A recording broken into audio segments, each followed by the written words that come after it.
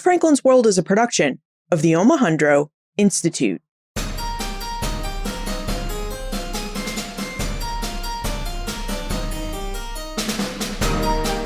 Hello, and welcome to episode 263 of Ben Franklin's World, the podcast dedicated to helping you learn more about how the people and events of our early American past have shaped the present-day world we live in. And I'm your host, Liz Covart. Did you know that imagination once played a key role in the ways that Americans understood and practiced medicine? I know, it sounds quite unscientific, but it's true. Americans once used imaginative means to better understand health, disease, and the ways that the human body works. Sari Altschuler is an assistant professor of English at Northeastern University, and she's the author of The Medical Imagination, Literature and Health in the Early United States. And today, Sari joins us to investigate the ways that early American doctors used imagination in their practice and learning of medicine. So, as we explore how early American doctors used their imaginations, Sari reveals how and why early American doctors used imagination in their practice of medicine, early American ideas about disease, health, and the body, and why we should consider medical imagination when we think about the histories of medicine and science. But first, did you know that Ben Franklin's World has a swag shop? You asked me a while ago for a way that you could purchase Ben Franklin's World t-shirts, mugs, and tote bags. So my Omohundro Institute colleague, Martha Howard, created an online store at benfranklinsworld.com/shop. Now, I have to say, since Martha created that store, you have sent me some really awesome pictures of you with your swag. For example, Jen sent me this great picture of how she uses her Ben Franklin's World mug at work. Matt sent me pictures of how he likes to wear his Ben Franklin's World t-shirt on the beaches of Hawaii.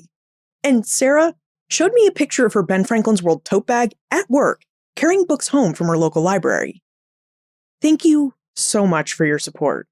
Not only are you helping to spread the word about Ben Franklin's World and helping us to expand our audience, but your purchase of Ben Franklin's World swag from benfranklinsworld.com/shop really helps support the production of this show.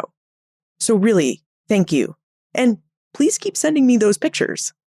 Okay, are you ready to see how early American doctors used just a bit of imagination to better understand and practice medicine? Let's go meet our guest historian.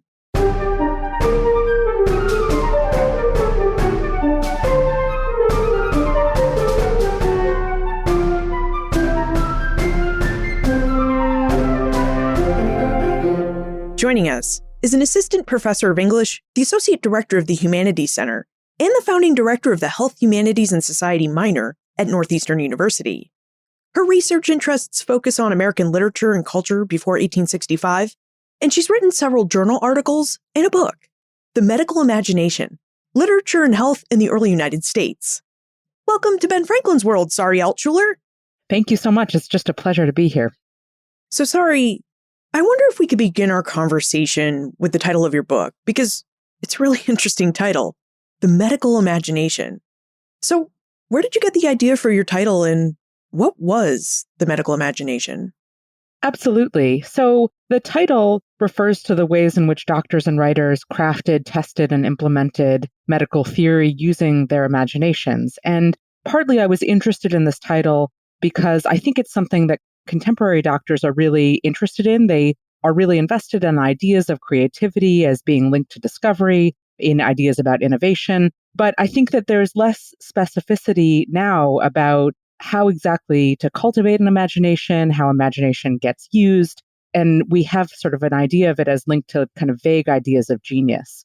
So I wanted to use that title as a kind of provocation to think about the ways in which actually in the late 18th and early 19th century, doctors and writers had a really much more elaborated sense of how the imagination worked and was really useful in medicine. And so the book focuses specifically on the role that imagination and literary forms in particular played in this work of kind of crafting, testing, and implementing medical theory. And I've called that a kind of practice of imaginative experimentation. So again, I think contemporary doctors are actually really interested in ideas of creativity and innovation. Those are not words that would have been used in the period. Imagination would have been the word. But in the past, doctors had a much greater sense of the ways in which imagination played a role in medical knowledge. And the way I like to think of that is there was more of a kind of complex of knowing. So imagination works with and alongside things like medical philosophy and empirical experimentation. I think today we think of imagination as feeling pretty unscientific, if not a kind of dangerous thing. You go into a doctor's office and the doctor says, "Oh, I'm just going to imagine a solution." I think that actually would be a pretty terrifying thing to hear as a patient. But there was a much more robust sense of the really specific and rigorous work that imagination did, especially in the late 18th and early 19th century. I'm excited about the ways in which we can use that to think about new roles for the imagination in medicine today. Is it possible for us to see the medical imagination at work? Is there an example you could share of an early American doctor who had a really imaginative idea and that the end result of that idea was a real furthering of medical work and medical knowledge? One of my favorite examples from the book is that Edgar Allan Poe, who's not a physician, but who was friends with a number of physician poets. And I want to just say, there were so many physicians who wrote poetry and published poetry in the late 18th and early 19th century. We don't necessarily think of those as things that go together, but going back to ancient Greece, Apollo is actually the god of both medicine and poetry. So it's a long history of this kind of work. So Edgar Allan Poe writes this short story, The Fall of the House of Usher. Many of you may know about it. And in it, in some ways, what he's doing is actually theorizing, and this seems a little outlandish to us today, he's theorizing the role that fungus plays in being a sort of cause of disease. So that seems, kind of silly and outlandish to us, but it gets taken up by his friend, John Kearsley Mitchell, who is also a physician poet, and he writes this whole treatise on the fungal origins of fevers. What's really interesting to me about that is that all this is happening in the 1830s and 1840s. The idea of fungus causing fevers, and here the fevers that people are specifically interested in are yellow fever and cholera, specifically cholera, which was causing a global pandemic at the time. And there's actually an international debate about who's actually discovered that cholera is caused by fungus. So cholera isn't caused by fungus, but they didn't know about bacteria. So the fungal origin of fever, in thinking about a kind of origin for cholera that is waterbound, that has to do with really small cellular organisms that get transmitted through water, Poe and John Kearsley Mitchell actually theorize an origin that comes much closer to the truth about how cholera is transmitted than anything that anyone else had theorized up until that point. And it takes decades for people to isolate the actual vector of transmission for cholera. But it's really interesting to me that the closest that people come before that comes through this kind of storytelling that both Poe and Mitchell engage in. I should say that when Mitchell then takes Poe's idea and turns it into medical writing, he does so in a Gothic way. So he talks about fungus as being this unnatural thing that spreads in the night that no one can see, and it looks kind of like blood and it terrorizes people. So he's using a lot of the same forms that Poe is using to kind of think about fungus as a means for thinking about the causes and the transmission of cholera. So it sounds like early American doctors turned to literature and poetry because literature and poetry could be really useful tools for thinking through and sussing out ideas about disease and medicine. Yeah, they actually used it in a lot of ways. And I think that's one of the most exciting things for me about the project. So we tend to think about things like imagination and literature as being, either the opposite of empirical medicine or thinking about it as just being a kind of way of describing the experiences, but not actually contributing to medical knowledge. But in the book, I'm really thinking about imagination and literature as doing a lot of work that medicine at the time couldn't do through empirical means. So, for example, poetry is a way of getting at medical questions at scales that you couldn't sort of experiment with otherwise. So thinking about how does health work on a global scale? How does health work on a microscopic scale? Or thinking about ethical questions. So they're kind of thought experiments that people are doing to begin to answer questions that you can't answer about the body. What's going on inside the healthy body? That's actually not a question that even today we can answer, because the second that you take a scalpel to a body, you make it unhealthy. So even when we have these kind of technologies like different kinds of imaging, X-rays, MRIs, those are still kind of representations of what's going on inside the healthy body. You still can't see inside. So people are using literature as a way to get inside and think about those kinds of questions. Other things that literature did, for example, it allowed people to try to imagine what it was like to be inside a body that was very different from your own. So when we think about race science, this is a way in which some doctors, for example, Robert Montgomery Burt, imagines himself inside the body of an African American slave and thinks about kind of how that body feels, how it experiences pain. I mean, there is a variety of other uses. So I hope I'm giving a sense of the variety of ways in which doctors turn to literature and imagination to think about health questions. The last thing I actually wanted to say is that, to me, one of the most exciting details that I found in my research was founding father and really the most famous physician for 100 years, Benjamin Rush. He told his students not only that imagination was the most important faculty of the mind, and so they should be really attentive to it, but that the process of medical judgment was actually exactly like the process of writing poetry. So when you put words next to one another and see how they fit together, and these are his words, exactly the same as the process of medical judgment. And that's, I think, one of the reasons why you see so many physician poets. Do we know when early American doctors started to use literature and poetry to perform medical work? And was this a tradition that developed in North America, or was this a tradition that came to the early United States from elsewhere around the globe?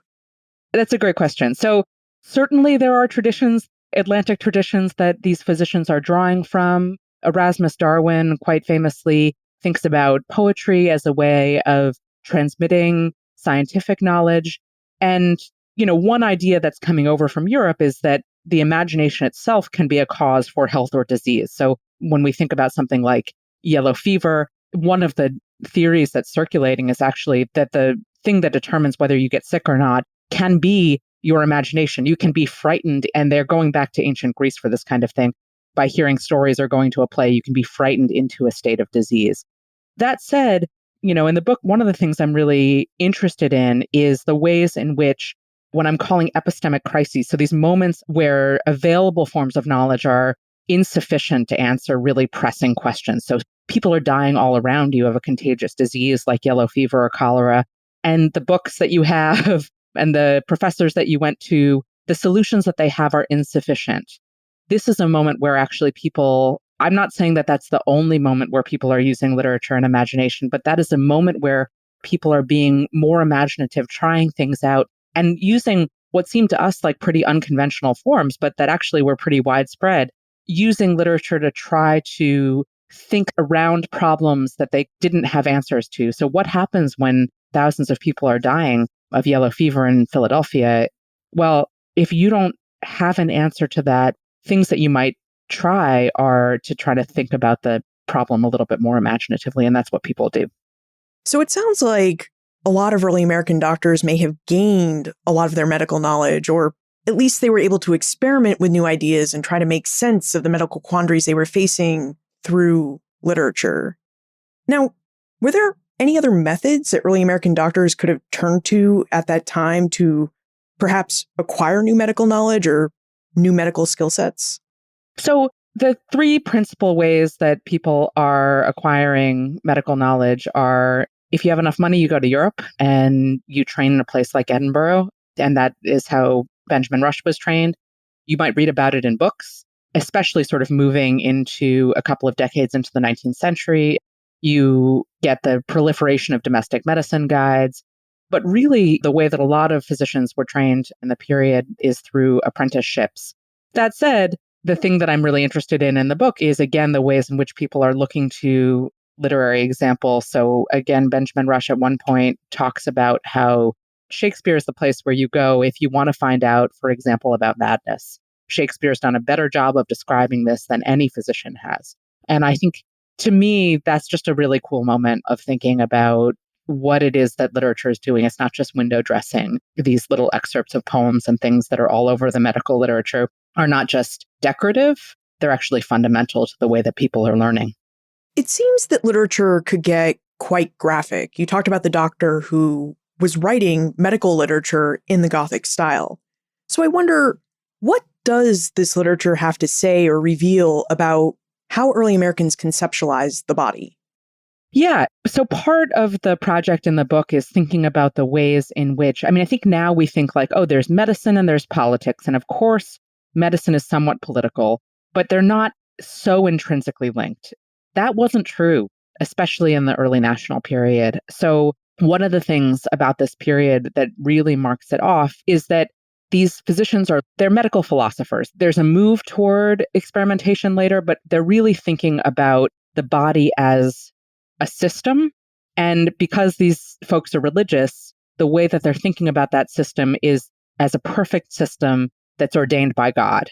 So, especially in the late 18th century, physicians are arguing over what the one thing is that actually dominates the health of the body. Is it excitement? Is it some sense of balance? What is the kind of key to unlocking health?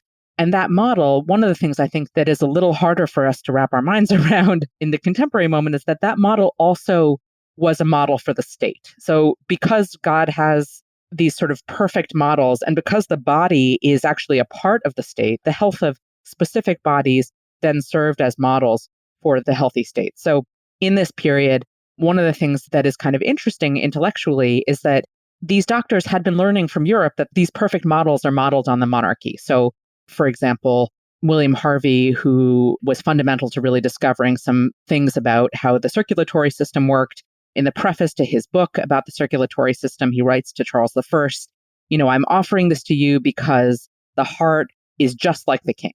Or, for example, other models would say, actually, the brain is just like the king and it rules over the rest of the body. Suddenly, after the revolution, models can't really work that way because there's a problem, especially for a founding father like Benjamin Rush, with thinking about how the body is like a monarchy. Well, then that would be actually really antithetical to thinking about republicanism as an ideal model. So Rush has a problem. He needs to think about how to have a kind of Republican model of health. And so I think it's actually just one of the neatest things about his medical philosophy is that he says, you know what? The circulatory system is actually the most important system in the body, but it's the blood vessels. It's not the heart that's the most important. So the blood vessels are this kind of Republican force. And then the heart, which had been the king for William Harvey, suddenly becomes, he calls it an ocean to which all the blood kind of returns and passes through. But all of the work that you want to do then as a physician, it doesn't have to be heart surgery. You want to bleed people. And so that's the reason why Rush really advocates bleeding, because he thinks that really everything having to do with the health of the body comes down to whether or not what's happening in your blood vessels is healthy. Speaking of the actual practice of medicine, how did early American doctors translate all the different ideas that they were reading about and working out in literature? How did they translate all these different ideas into their practice of everyday medicine? That's a good question. So the work that I did focused somewhat on that, but one thing that I was really interested in was thinking about the ways in which people were kind of reading and learning about medicine.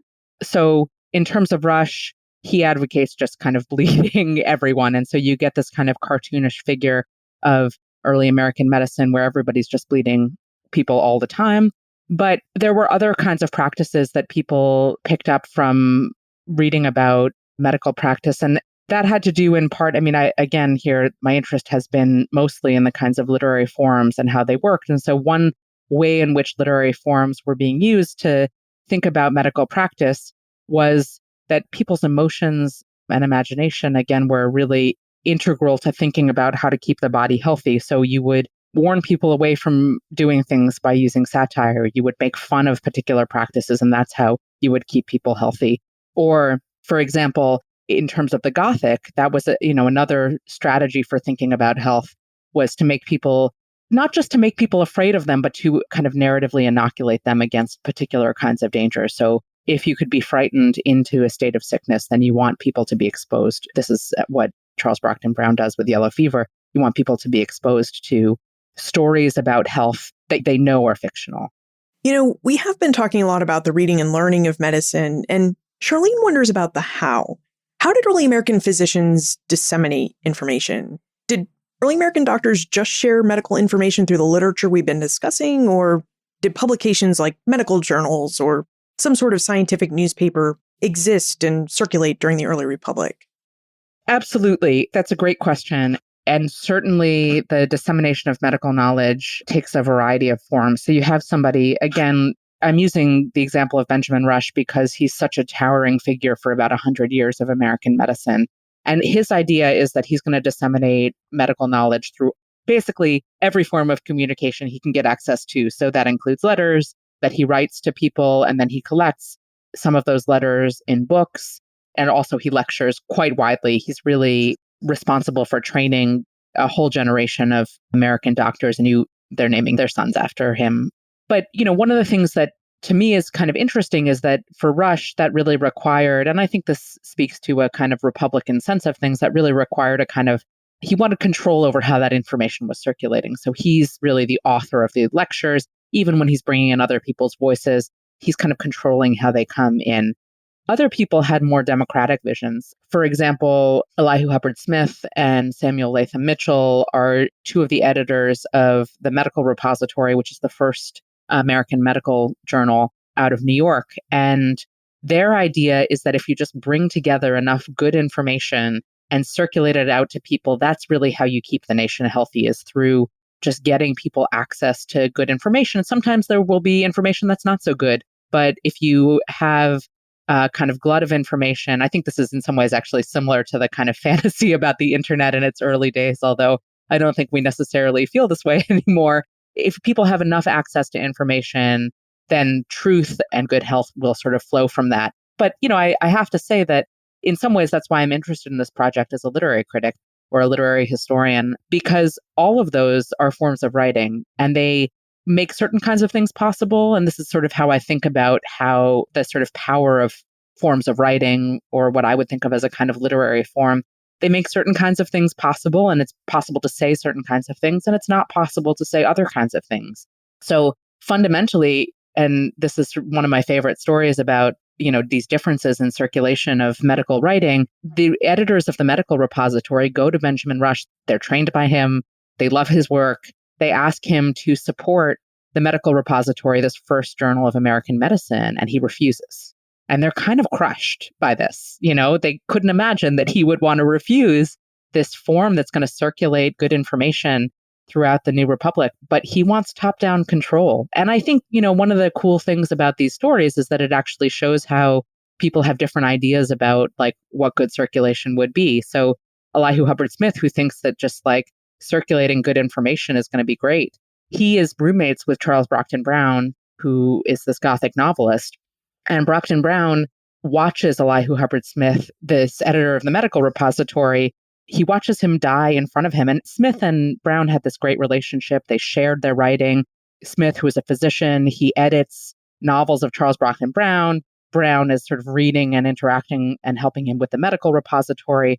So Brown, in some ways, sees the failures of Smith's democratic ideas about the circulation of medical knowledge. And he writes these dark novels that are trying to grapple with the failures of Smith's like really utopian system, and thinking instead about like, how do people deal with dark information? How do they deal with bad rumors that might make them sick?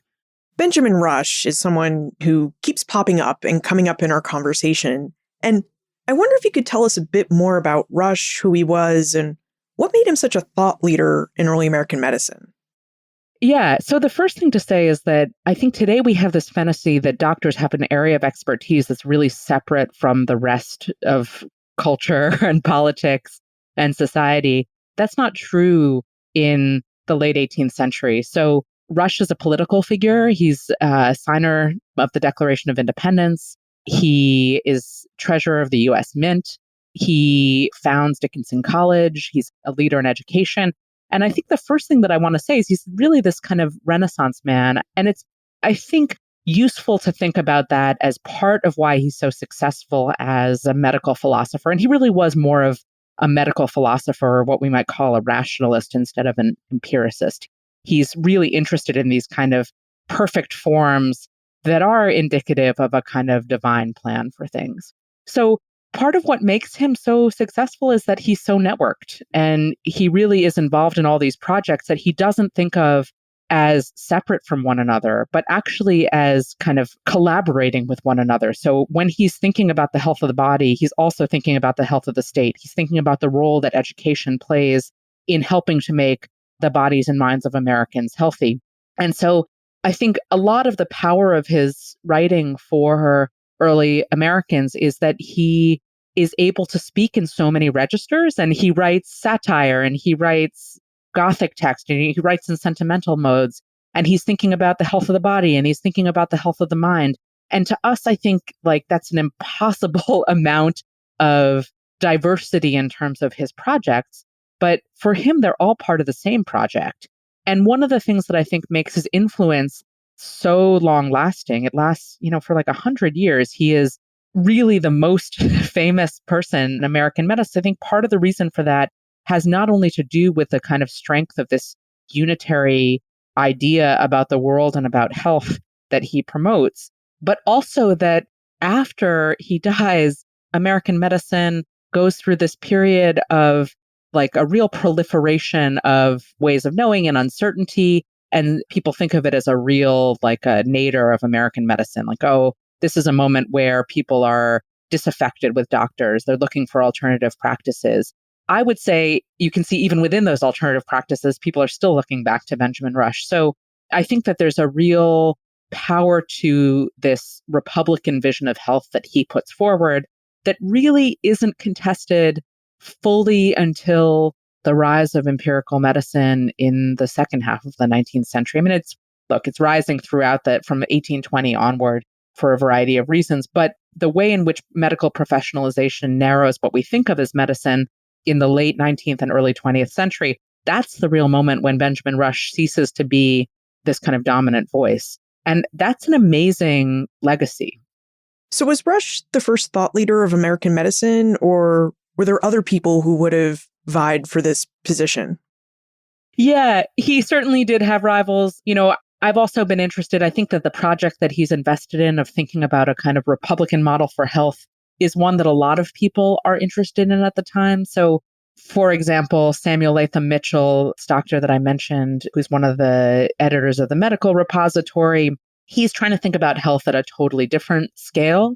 So he's thinking, and this is something that, again, he's in dialogue with people from Europe, but he's putting a particularly US spin on his work. He's thinking about health as all coming down to a kind of molecular level. So he has this idea about this compound called septin, which is actually nitrous oxide. And he thinks that all disease, everything bad that happens to the body comes down to septin. And septin is in contrast to oxygen. And there had been a debate about the discovery of oxygen. Oxygen is this really exciting compound that's been isolated in Europe. And all of this is an intensely political discussion. So some people are thinking about oxygen and they're thinking about it in a monarchical model. Others are thinking about it in this kind of radically democratic model. Ultimately, what Samuel Latham Mitchell does, and this is a project that's really similar to Rush's, is he tries to think about it in a Republican model. And one of the ways that he does this is through this poem that he writes called The Doctrine of Septin, where he's thinking about the ways in which septin and oxygen are competing for health on this kind of epic scale. But, oxygen itself can't just be responsible for health more broadly. There need to be sort of these checks and balances in place in order to make sure that the balances between septin and oxygen are controlled in ways that promote the health of not only the nation, but actually the globe.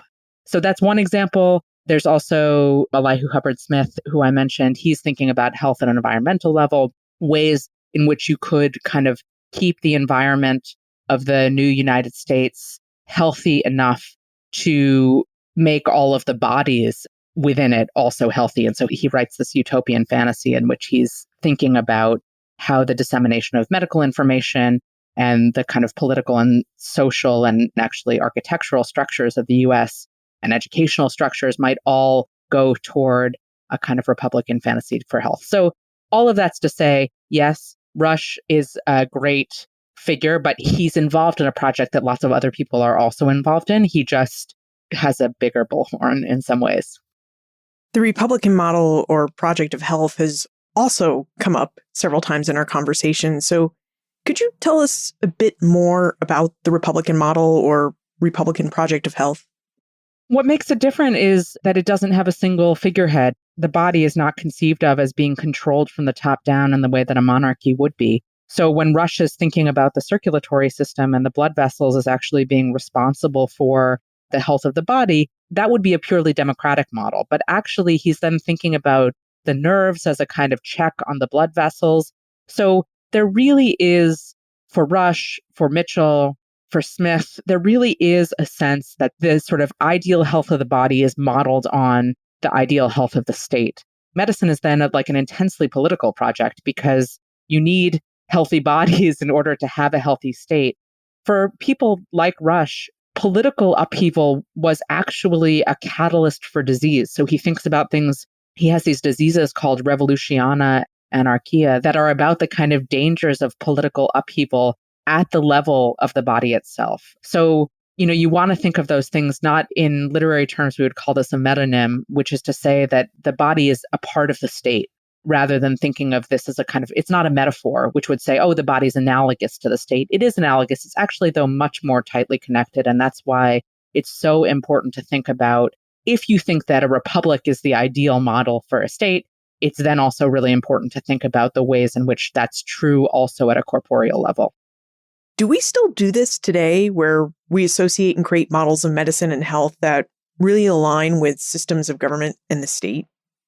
I would say we do, but I think it's less explicit. So I think we think a little bit more in terms of metaphor, but we can't get away from the fact that the paradigms, the structures of thinking that we bring to the world are things that we use in a variety of different registers and a variety of different topics. So I think we think of those as different. I mean, one of the things that I found both most charming and in some ways least true is that, you go to the March for Science and people have signs up that say, science is not political. But they're at a march for science that is explicitly about politics. So, and I get that what's happening there is that the sign is supposed to say like, oh, I shouldn't have to be here because science is objective. I mean, science is somewhat objective, but we need to think about the ways in which we approach the world are so shaped by the paradigms that we bring to it. So we can't escape the fact that the language that we use is shaped by the structures that we know and the structures that we believe in. So you get, for example, in the 20th century, you get metaphors of cancer being like these cells that are turning on the body itself, just like it's a kind of Cold War mentality, right? Like you have your own cells are then turned by this sort of devious force within the body. And we continue to have those kinds of metaphors that dominate the way we can't help it. And that's what I want to say. I don't mean this as a critique of medicine and science. I mean this to say this is just actually is a structure of medicine and science. We can't get around the ways that we think about the world, and we bring them to bear on topics of medicine and science as well. And it would be better if we recognize them, because once we recognize that you can't escape the fact that you bring particular perspectives to every topic that you look at, then I think you can be a little clearer about what the stakes are of the ways of knowing that you do bring. So we've talked a lot about white men and the different ways that they theorized medicine and imagined the body and how it all worked. And we've even talked about their literary pursuits where they thought through all these different ideas about medicine and worked to disseminate their ideas. But Monica wonders if there was any room for early American women to play a role in shaping ideas and coming up with ideas about early American medicine. That's a great question. I mean, I think partly there was, and you have moments, I mean, I've been particularly interested in the kind of literary moments where women who are writing alternative forms of medicine. So you get Benjamin Rush's niece in 1812 writing this novel in which she actively lampoons her uncle's ideas about medicine. The novel's called Kelroy, and she writes this character of this buffoon. I mean, it's a wonderful novel. It's kind of like Jane Austen-ish, and she's theorizing the ways in which networks of women keep Philadelphia healthy, as opposed to these men that seem like they can't actually do very much. And later you have inheritances of that kind of thing. So Harriet Beecher Stowe writes this novel, Dread, in which she draws from theories of health that were circulating in the African American community. Cholera, which is this global pandemic that was just devastating. I mean, I think we still don't have a cure for it, but we can treat cholera. It's just, for those of you who may not know the symptoms, basically you vomit and defecate to death. And it is very sudden and very devastating. And it killed millions of people around the globe in the early 1830s. In the African American community, cholera was theorized as actually retribution for the sins of slavery. So it's connected quite directly to the fallout of Nat Turner's rebellion. And Stowe, rather than turning to white medicine to think about how to theorize cholera, she actually has a figure of a white doctor in it and says basically that he was like way too interested and curious, and instead is drawing on these theories of cholera as retribution for slavery when she writes about cholera as the scourge that basically just comes and kills all of benevolent white people. And Martin Delany, who's an African American writer and a political figure, but also began to be trained as a doctor, is kicked out of Harvard Medical School because his peers don't want him there. He writes a novel in response to Stowe that also is kind of taking seriously the idea of contagious disease, the ways that cholera kind of moves as retribution for participation in the slave trade. And this brings us to another important question, which is, what about African and indigenous ideas about medicine?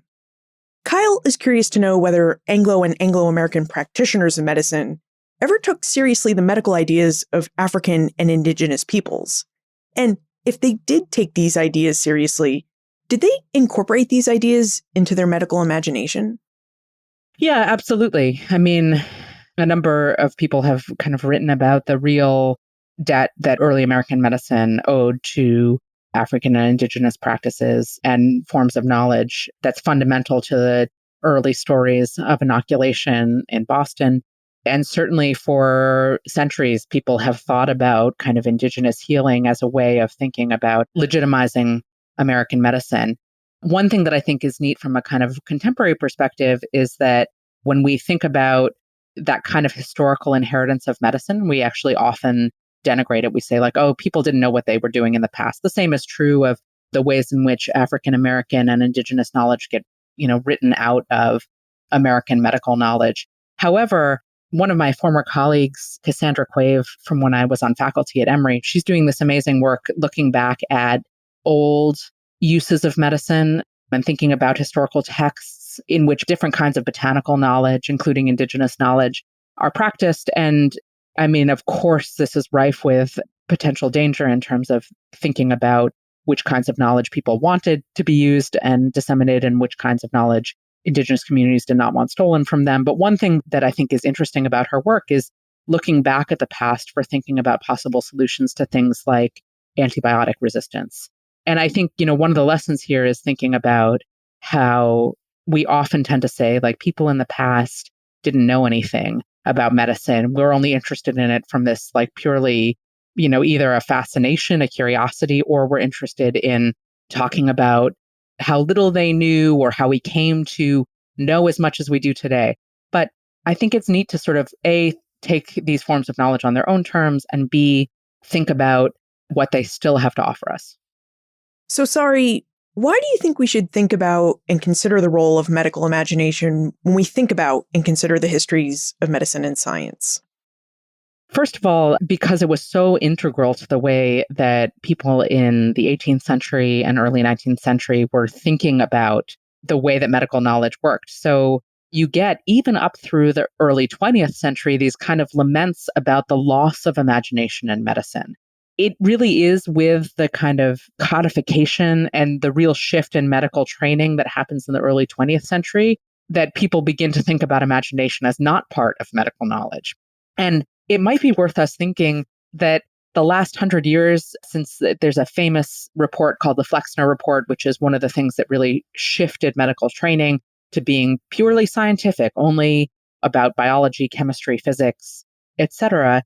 And I think it would be worth us thinking that perhaps that kind of narrow specialization that's happened in the last 100 years is the anomaly, rather than thinking about this long history of medical imagination as being somehow weird or anomalous. And I'm interested in it for a variety of reasons. And so I'm answering in some ways more now about the contemporary context. There are all these movements toward including more disciplines in the study of medicine and the study of health. The MCAT recently added a section on sociology and psychology.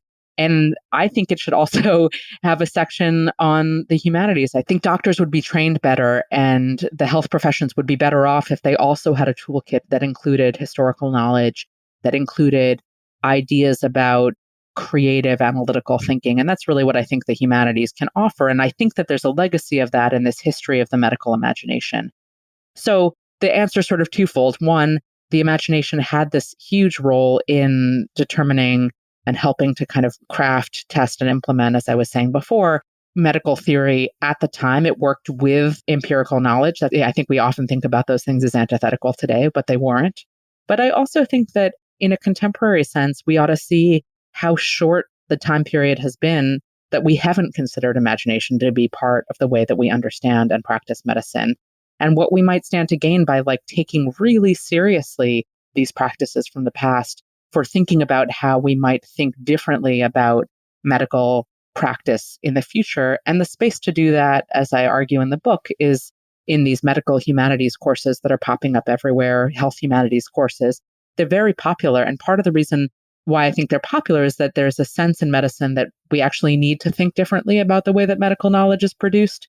But I don't think that those courses, they often have to do more with physician feeling and preventing physician burnout and how do you empathize with your patients. But as humanists, we know that the humanities do a lot more than that. Yeah, it's really interesting to think about the fact that the humanities may not be included in medical education, but we have all these medical doctors that are trained to treat humans.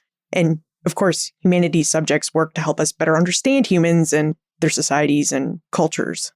Exactly. And I think, so historians of medicine have long made this case in some senses, right? That in order to study medicine, you really need to know about its history for all kinds of reasons, including ethical breaches. But medicine also is not the same as science. I think there's been a real push to make medicine into science.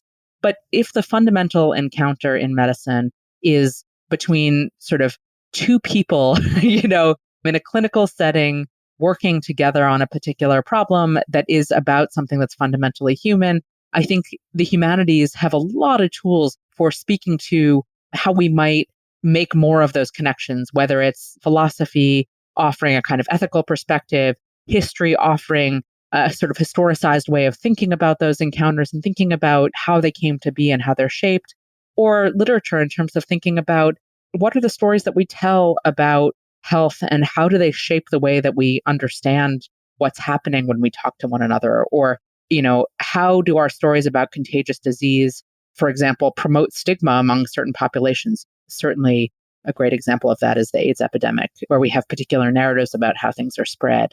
And I think what would be so useful is not to think about the humanities as some kind of touchy-feely, and I argue this a bit in the book, not to think about the humanities as some kind of touchy-feely thing that just gives you a sense of what other human beings are like, but actually gives you a set of tools to do medicine better.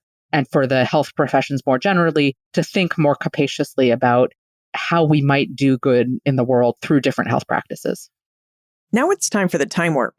This is the fun segment of the show where we ask you a hypothetical history question about what might have happened if something had occurred differently, or if someone had acted differently.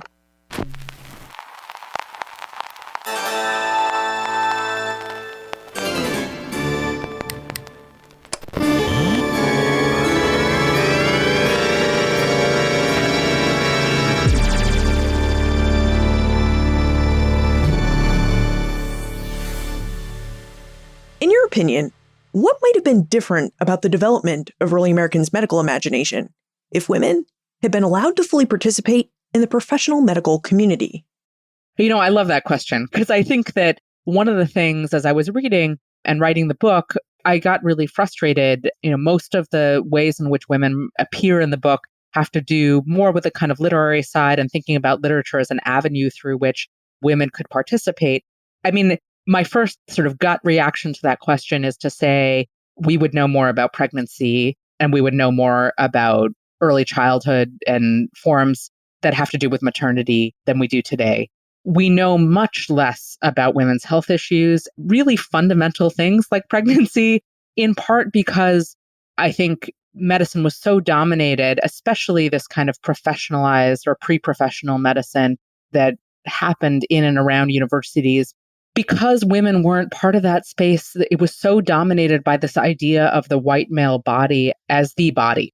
And so a lot of the theorizing and then later a lot of the kind of research and experimentation that happened and that continues to happen has to do with the white male body as the ideal and bodies like women's bodies as a kind of secondary or like a less perfect version of the body.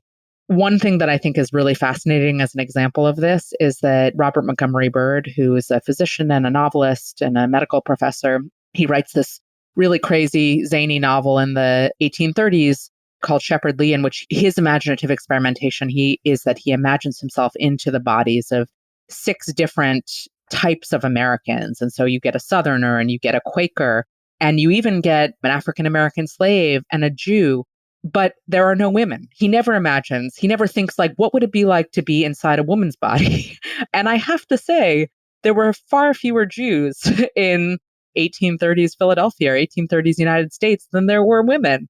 And so the fact that he's not even asking the question really demonstrates the kind of failure of imagination on the part of white men, and failure, I think, in part because women are not part of this conversation. And this coincides with the real sidelining of midwives and other kinds of expertise that women brought to health. So as obstetrics is becoming really a male practice and midwives are really being sidelined, simultaneously, you get this real sense that the white male body is the body that needs to be studied. And I think, again, today, we know so much less about things like pregnancy and childbirth than we would if women had been asking those questions. They seem to me like such fundamental questions. And once you start looking into the research, you see how unsettled and uncertain it is around any variety of basic questions like, what should women do when they're pregnant? What's safe? How do you have the healthiest pregnancy, healthiest delivery? These kinds of questions, medical knowledge is coming up with new answers to them every 5 years. And part of the reason why a lot of the medicine is actually less settled than it should be, I think, has to do with the fact that women historically have not been included in the ways that they should have been.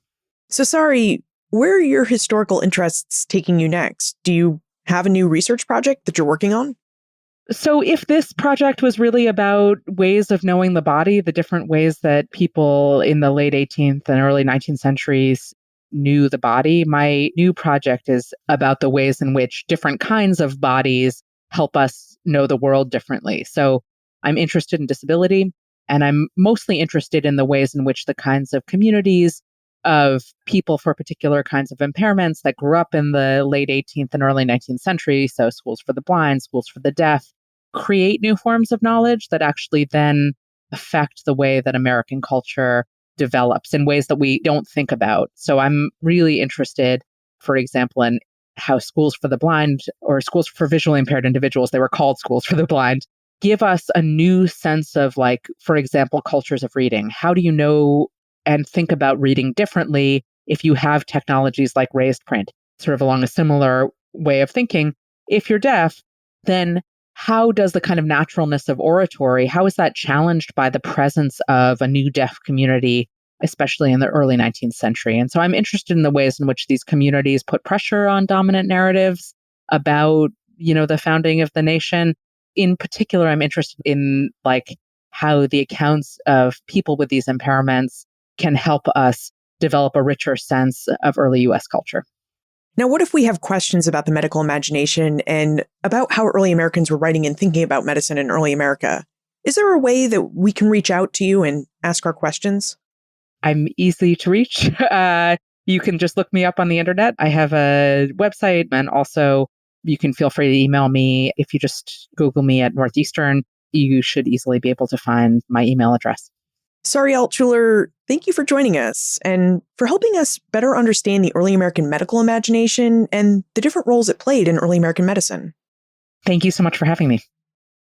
In the late 18th and early 19th centuries, Americans really believed that to understand medicine, you had to have and use imagination. In fact, the foremost physician in early America, Benjamin Rush, emphasized this point to his students by telling them that they should read and write more poetry. Now, as Sari noted, the relationship between literature and medicine may seem really odd to us today because we tend to think of medicine as more closely related to science than to the humanities.